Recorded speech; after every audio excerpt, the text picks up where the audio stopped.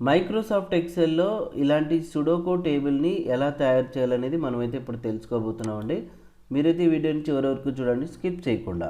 ముందుగా సుడోకు టేబుల్‌కి కావాల్సినటువంటి టేబుల్ అంతా ఎట్లా తయారు చేసుకోవాలంటే, ఫస్ట్ అయితే మీరు ఇక్కడ 9 కాలమ్స్‌ని సెలెక్ట్ చేయండి. 1 2 3 4 5 6 7 8 9. ఓకే, అదే మాదిరిగా ఇట్లా కూడా రోస్ 1 2 3 4 5 6 7 8 9. ఇప్పుడు ఏం చేయాలంటే, మీరు హోమ్లోకి వెళ్ళిన తర్వాత ఇక్కడ ఫాంట్లోకి వెళ్తే ఇక్కడ చూడండి ఆల్ బార్డర్స్ అనేది ఉంది. సెలెక్ట్ చేసుకుంటే ఈ విధంగా బార్డర్ అయితే వచ్చేస్తుంది అనమాట. మరి ఈ బార్డర్కి విడ్త్ హైట్ తగ్గించాలంటే ఏం చేయాలంటే, మీరు ఇక్కడ కాలం హెడ్డింగ్స్ ఉన్నాయి కదా, సిడిఈ ఉన్నాయి చూడండి. ఇక్కడ మీరు క్లిక్ చేసి అప్ టు ఈ కే వరకు సెలెక్ట్ చేయండి. సెలెక్ట్ చేసిన తర్వాత ఇక్కడ ఏదో ఒక కాలంకి అయితే మీరు విడ్త్ తగ్గించినారనుకోండి, ఆటోమేటిక్గా చూడండి అంతటికి తగ్గిపోతుంది అనమాట. అదే మాదిరిగా చూడండి ఇంకా కొంచెం తగ్గిస్తున్నా. సేమ్ రో హైట్ కూడా అంతే. ఇక్కడ నెంబర్ 5 నుంచి అప్ టు 13 వరకు సెలెక్ట్ చేసుకొని రో హెడ్డింగ్ సెలెక్ట్ చేసుకోవాలా, ఈ లోపల కాదు. ఏదో ఒక రోకి మీరు హైట్ అనేది పెంచారనుకోండి, చూడండి హైట్ పెరిగిందా.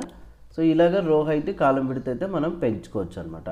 ఇప్పుడు బార్డర్ థిక్గా రావాలంటే ఏం చేయాలా, మీరు ఇక్కడికి వెళ్ళి బార్డర్స్లో కింద చూడండి డ్రా బార్డర్ ఉంది కదా, దానికన్నా ముందు లైన్ స్టైల్ అయితే సెలెక్ట్ చేసుకోండి ఒకటి. ఇప్పుడు లైన్ స్టైల్ సెలెక్ట్ చేసుకొని ప్రతి ఒక్క థర్డ్ కాలం దగ్గర చూడండి కరెక్ట్గా మూవ్ చేయొచ్చు. థిక్ బార్డర్ వచ్చిందా, మళ్ళీ ప్రతి ఒక్క థర్డ్ రో దగ్గర చూడండి ఇట్లాగా ఆ లైన్ మీదనే కరెక్ట్గా డ్రా చేయాల్సి ఉంటుంది అనమాట. సో ఈజీగా. సో సైడ్కి వచ్చింది అనుకోండి, మీరు వెంటనే కంట్రోల్ జెడ్ అయితే నొక్కండి కీబోర్డ్లో. సో చూడండి ఇలా చుట్టూ నీట్గా డ్రా చేసుకొని పెట్టేసుకోవచ్చు అనమాట. చూడండి అయిపోయింది, సింపుల్. ఇక దీన్ని బట్టి మీరు నంబర్స్ ఫార్మాట్స్ అన్నీ కూడా వేసుకోవచ్చు అనమాట.